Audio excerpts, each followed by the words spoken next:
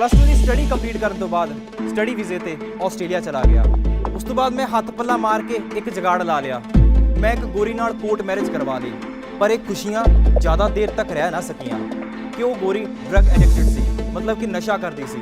मेरे सुपने, मेरी आसां, मेरे 2 साल के खून पसीने की कमाई सब मिट्टी हो गए। मेरे को खेतों में काम करने तो इलावा कोई होर ऑप्शन नहीं सी। ਜ਼ਰੂਰਤ ਤੋਂ ਜ਼ਿਆਦਾ ਮਿਹਨਤ ਨੇ ਮੇਰੇ ਲੱਕ ਵਿੱਚ ਕੁੱਬ ਤੱਕ ਪਾ ਦਿੱਤਾ ਕਿ ਕਾਕਾ ਕੋਈ ਕੰਮਕਾਰ ਕਰਿਆ ਕਰ, ਇਦਾਂ ਘਰੇ ਬਹਿ ਕੇ ਸਰਨਾ ਨਹੀਂ।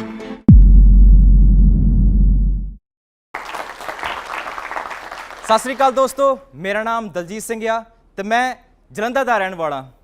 ਅੱਜ ਮੈਂ ਤੁਹਾਨੂੰ ਜੰਗ ਵਿੱਚ ਹਾਰੇ ਹੋਏ ਇੱਕ ਉਹ ਸਿਪਾਹੀ ਦੀ ਕਹਾਣੀ ਸੁਣਾਉਣ ਆਇਆ ਜਿਹੜਾ ਜੰਗ ਵਿੱਚ ਤੇ ਹਾਰ ਜਾਂਦਾ ਪਰ ਹੌਸਲਾ ਨਹੀਂ ਹਾਰਦਾ। ਮੇਰੀ ਕਹਾਣੀ ਵੀ ਕੁਝ ਇਦਾਂ ਦੀ ਹੀ ਆ।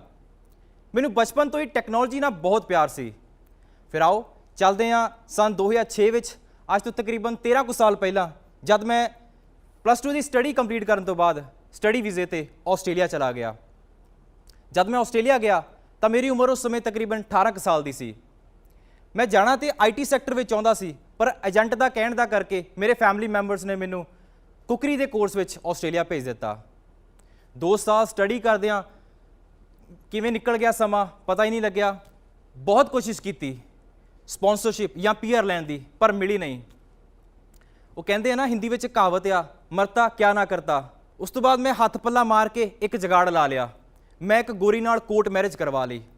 ਮੈਨੂੰ ਲੱਗਿਆ ਕਿ ਹੁਣ ਲਾਈਫ ਸੈੱਟ ਆ, ਪਰ ਪਤਾ ਤੇ ਬਾਅਦ ਵਿੱਚ ਲੱਗਾ ਕਿ ਉਹ ਗੋਰੀ ਡਰਗ ਐਡਿਕਟਡ ਸੀ, ਮਤਲਬ ਕਿ ਨਸ਼ਾ ਕਰਦੀ ਸੀ। ਉਹਦੇ ਨਾਲ ਵਿਆਹ ਕਰਵਾਉਣ ਕਰਕੇ ਮੇਰਾ 2 ਸਾਲ ਦਾ ਵੀਜ਼ਾ ਹੋਰ ਐਕਸਟੈਂਡ ਹੋ ਗਿਆ ਸੀ। ਉਹਨਾਂ 2 ਸਾਲਾਂ ਵਿੱਚ ਮੈਂ ਉਸ ਗੋਰੀ ਨੂੰ ਹਰ ਮਹੀਨੇ ਪੈਸੇ ਦਿੰਦਾ ਰਿਹਾ, ਇਸ ਉਮੀਦ ਵਿੱਚ ਕਿ ਉਹ ਇੱਕ ਦਿਨ ਮੈਨੂੰ ਆਸਟ੍ਰੇਲੀਆ ਵਿੱਚ ਪੱਕਾ ਕਰਵਾ ਦੇਵੇਗੀ।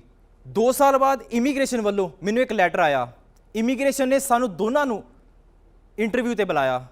ਜਿਨ੍ਹਾਂ ਮੈਂ ਵਿਆਹ ਕਰਵਾਇਆ ਸੀ, ਜਦ ਮੈਂ ਉਹਨੂੰ ਇਸ ਗੱਲ ਬਾਰੇ ਦੱਸਿਆ ਤਾਂ ਉਹਨੇ ਇੰਟਰਵਿਊ 'ਤੇ ਜਾਣ ਤੋਂ ਮਨਾ ਕਰ ਦਿੱਤਾ। ਯਕੀਨ ਮੰਨਣਾ, ਮੇਰੇ ਸੁਪਨੇ, ਮੇਰੀਆਂ ਆਸਾਂ, ਮੇਰੇ 2 ਸਾਲ ਦੇ ਖੂਨ ਪਸੀਨੇ ਦੀ ਕਮਾਈ ਸਭ ਮਿੱਟੀ ਹੋ ਗਏ। ਹੁਣ ਮੇਰਾ ਵੀਜ਼ਾ ਖਤਮ ਹੋ ਚੁੱਕਾ ਸੀ। ਮੇਰੇ ਕੋਲ ਖੇਤਾਂ ਵਿੱਚ ਕੰਮ ਕਰਨ ਤੋਂ ਇਲਾਵਾ ਕੋਈ ਹੋਰ ਆਪਸ਼ਨ ਨਹੀਂ ਸੀ, ਕਿਉਂਕਿ ਬਚਪਨ ਤੋਂ ਹੀ ਕਦੀ ਖੇਤਾਂ ਵਿੱਚ ਕੰਮ ਨਹੀਂ ਸੀ ਕੀਤਾ, ਜਿਹਦਾ ਕਰਕੇ ਮੈਨੂੰ ਉੱਥੇ ਕੰਮ ਕਰਨ ਦੇ ਵਿੱਚ, ਖੇਤਾਂ ਵਿੱਚ ਕੰਮ ਕਰਨ 'ਚ ਬਹੁਤ ਦਿੱਕਤਾਂ ਦਾ ਸਾਹਮਣਾ ਕਰਨਾ ਪਿਆ। ਜ਼ਰੂਰਤ ਤੋਂ ਜ਼ਿਆਦਾ ਮਿਹਨਤ ਨੇ ਮੇਰੇ ਲੱਕ ਵਿੱਚ ਕੁੱਬ ਤੱਕ ਪਾ ਦਿੱਤਾ। ਮੈਨੂੰ ਲੱਗਦਾ ਸੀ ਕਿ ਮੇਰਾ ਕੈਰੀਅਰ ਖਤਮ ਆ ਤੇ ਮੈਂ ਹੁਣ ਸਾਰੀ ਉਮਰ ਮੰਜੇ 'ਤੇ ਹੀ ਲੰਮਾ ਪਿਆ ਰਹਾਂਗਾ। ਫਿਰ ਮੇਰਾ ਇੱਕ ਦੋਸਤ ਅੱਗੇ ਆਇਆ। ਉਹਨੇ ਇੱਕ ਇੰਡੀਅਨ ਪ੍ਰਾਈਵੇਟ ਡਾਕਟਰ ਲੱਭਿਆ ਮੈਲਬਨ ਦੇ ਵਿੱਚ, ਤੇ ਉਸ ਡਾਕਟਰ ਨੇ ਮੈਨੂੰ ਆਪਣੇ ਘਰੇ ਰੱਖਿਆ ਤੇ ਮੇਰਾ ਇਲਾਜ ਕੀਤਾ। ਸਮਾਂ ਬੀਤਿਆ, ਮੇਰਾ ਇੱਕ ਪੰਜਾਬੀ ਦੋਸਤ ਨਾਲ ਮੁਲਾਕਾਤ ਹੋਈ। ਅਸੀਂ ਦੋਨੇ ਬੈਠੇ ਸੀ ਤਾਂ ਉਹਨੇ ਮੈਨੂੰ ਅਚਾਨਕ ਪੁੱਛ ਲਿਆ ਕਿ ਤੇਰੇ ਸ਼ੌਂਕ ਕੀ ਨੇ, ਤੇ ਮੈਂ ਉਹਨੂੰ ਦੱਸਿਆ ਕਿ ਮੈਂ ਕੰਪਿਊਟਰਸ ਵਿੱਚ ਮੇਰੇ ਕਾਫੀ ਇੰਟਰਸਟ ਆ। ਤੇ ਉਹਨੇ ਮੈਨੂੰ ਕਿਹਾ ਕਿ ਕੀ ਤੂੰ ਵੈਬਸਾਈਟਸ ਵਗੈਰਾ ਬਣਾ ਲੈਂਦਾ? ਤੇ ਮੈਂ ਉਹਨੂੰ ਕਿਹਾ ਕਿ ਹਾਂ, ਮੈਂ ਦਰਅਸਲ ਮੈਂ ਆਪਣੇ ਆਪ ਦੇ ਉੱਤੇ ਕੌਨਫੀਡੈਂਸ ਸੀ ਮੈਨੂੰ ਕਿ ਅਗਰ ਮੈਨੂੰ ਤਕਰੀਬਨ 1 ਹਫ਼ਤੇ ਦਾ ਟਾਈਮ ਮਿਲੇਗਾ ਤੇ ਮੈਂ ਵੈਬਸਾਈਟਸ ਵੀ ਡਿਜ਼ਾਈਨ ਕਰ ਲਵਾਂਗਾ, ਕਿਉਂਕਿ ਵੈਬਸਾਈਟ ਡਿਜ਼ਾਈਨਿੰਗ ਦੇ ਕੰਮ ਤੋਂ ਪਹਿਲਾਂ ਮੈਂ ਲੈਪਟਾਪ ਰਿਪੇਅਰਿੰਗ ਦਾ ਕੰਮ ਵੀ ਇੰਟਰਨੈਟ ਤੋਂ, YouTube ਵਗੈਰਾ ਦੀ ਵੀਡੀਓਜ਼ ਵਗੈਰਾ ਤੋਂ ਹੀ ਸਿੱਖਿਆ ਸੀ। ਤੇ ਉਹ ਦਿਨ ਆਇਆ, ਮੈਂ ਉਹਦੇ ਬੌਸ ਨੂੰ ਮਿਲਣ ਵਾਸਤੇ ਗਿਆ, ਜਿਸ ਮੁੰਡੇ ਨੇ ਮੈਨੂੰ ਦੱਸਿਆ ਸੀਗਾ ਕਿ ਵੈਬਸਾਈਟਸ ਅਗਰ ਤੂੰ ਬਣਾ ਸਕਦਾ ਆ ਤਾਂ। ਮੈਨੂੰ ਉਹਨਾਂ ਦੇ ਬੌਸ ਨੇ ਦੱਸਿਆ ਕਿ ਉਹਨਾਂ ਦੇ ਬਿਜ਼ਨਸ ਵਿੱਚ ਉਹਨਾਂ ਨੂੰ 4 ਵੈਬਸਾਈਟਾਂ ਦੀ ਜ਼ਰੂਰਤ ਆ। ਤੇ ਮੈਂ 1 ਹਫ਼ਤੇ ਦੀ ਸਟੱਡੀ ਕਰਨ ਤੋਂ ਬਾਅਦ ਮੈਂ ਖੁਦ ਹੀ ਇੰਟਰਨੈਟ ਤੋਂ ਸਾਰਾ ਪੜ੍ਹ ਕੇ ਗਿਆ ਸੀਗਾ ਤੇ ਮੈਂ ਉਹਨਾਂ ਦੀਆਂ 4 ਵੈਬਸਾਈਟਸ ਸਕਸੈਸਫੁਲੀ ਕੰਪਲੀਟ ਕਰ ਦਿੱਤੀਆਂ। ਮੇਰੇ ਕੰਮ ਤੋਂ ਖੁਸ਼ ਹੋ ਕੇ ਉਸ ਮੁੰਡੇ ਦੇ ਬੌਸ ਨੇ ਮੈਨੂੰ ਇੱਕ ਰਹਿਣ ਵਾਸਤੇ ਘਰ ਦਿੱਤਾ, ਖਾਣ ਪੀਣ ਦਾ ਮੇਰਾ ਇੰਤਜ਼ਾਮ ਵੀ ਕੀਤਾ ਤੇ ਮੈਨੂੰ $1000 ਵੀ ਦਿੱਤਾ। ਉਸ ਸਮੇਂ $1000 ਮੇਰੇ ਲਈ ਬਹੁਤ ਵੱਡੀ ਰਕਮ ਸੀ। ਵੈਬਸਾਈਟ ਡਿਜ਼ਾਈਨਿੰਗ ਦੇ ਕੰਮ ਦੇ ਵਿੱਚ ਮੇਰਾ ਹੌਸਲਾ ਹੋਰ ਵੀ ਵੱਧ ਗਿਆ। ਮੈਂ ਆਪਣੇ ਬੌਸ ਨੂੰ ਦੱਸ ਦਿੱਤਾ ਸੀਗਾ ਕਿ ਮੈਂ ਇਲੀਗਲ ਆ, ਜਿਹਦਾ ਕਰਕੇ ਮੇਰੇ ਬੌਸ ਨੇ ਮੈਨੂੰ ਆਪਣੇ ਫਾਰਮ ਦੇ ਵਿੱਚ ਜੌਬ ਦੇ ਦਿੱਤੀ ਸੀ। ਮੈਂ ਨਵੇਂ ਕੰਮ ਤੋਂ ਬਹੁਤ ਖੁਸ਼ ਸੀ, ਪਰ ਇਹ ਖੁਸ਼ੀਆਂ ਜ਼ਿਆਦਾ ਦੇਰ ਤੱਕ ਰਹਿ ਨਾ ਸਕੀਆਂ। ਮੈਨੂੰ ਉੱਥੇ ਉਹਨਾਂ ਦੇ ਫਾਰਮ ਵਿੱਚ ਕੰਮ ਕਰਦਿਆਂ ਤਕਰੀਬਨ 1.5 ਕੁ ਸਾਲ ਹੀ ਹੋਇਆ ਸੀ ਕਿ ਇਲੀਗਲ ਹੋਣ ਕਰਕੇ ਇਮੀਗ੍ਰੇਸ਼ਨ ਨੇ ਛਾਪਾ ਮਾਰਿਆ ਤੇ ਮੈਨੂੰ ਪੁਲਿਸ ਵਾਲਿਆਂ ਨੇ ਫੜ ਕੇ ਇੰਡੀਆ ਡਿਪੋਰਟ ਕਰ ਦਿੱਤਾ। ਬੇਸ਼ੱਕ 6 ਸਾਲਾਂ ਬਾਅਦ ਘਰ ਵਾਪਸ ਆਉਣ ਦਾ ਚਾਅ ਵੀ ਸੀ, ਪਰ ਮੇਰੇ ਨਾਲ ਮੇਰੇ ਫਿਊਚਰ ਦੀ ਚਿੰਤਾ ਵੀ ਸੀ।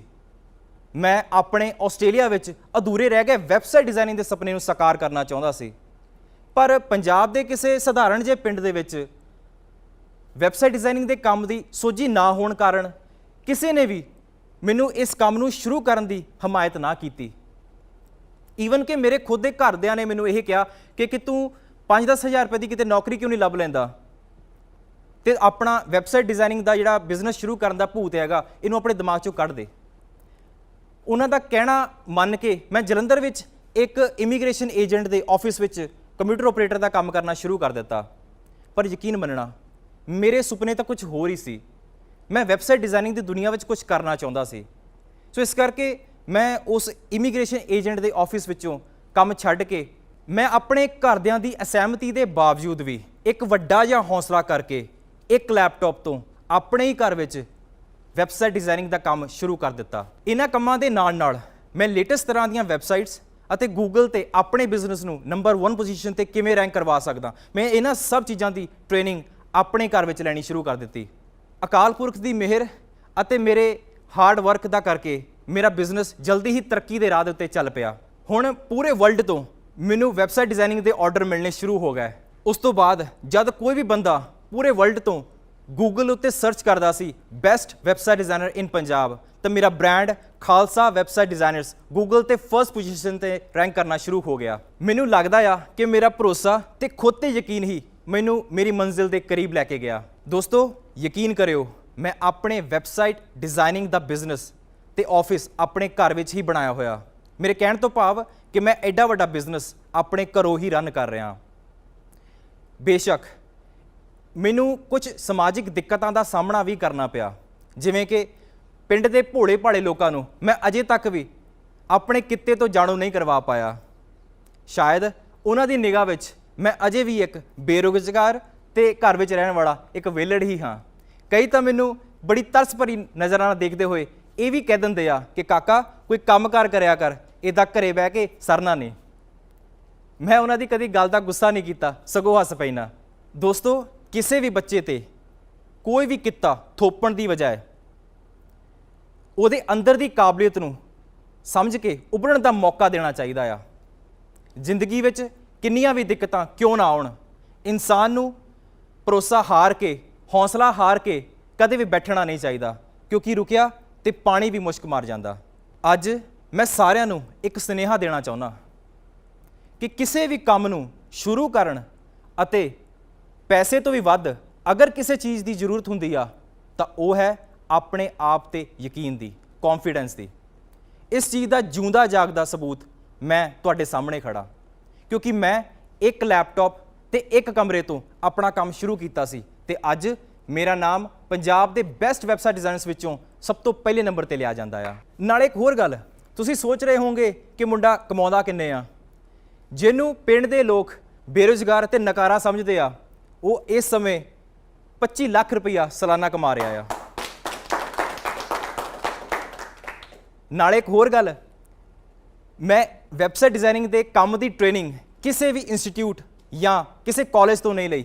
ਮੈਂ ਆਪਣੇ ਆਪ ਨੂੰ ਸੈਲਫ ਟੀਚ ਕੀਤਾ ਤੇ ਇਸ ਕਾਬਲ ਬਣਾਇਆ ਕਿ ਅੱਜ ਮੈਂ ਤੁਹਾਡੇ ਸਾਰਿਆਂ ਸਾਹਮਣੇ ਇੱਕ ਸਕਸੈਸਫੁਲ ਬਿਜ਼ਨਸਮੈਨ ਦੇ ਤੌਰ ਤੇ ਖੜਾ।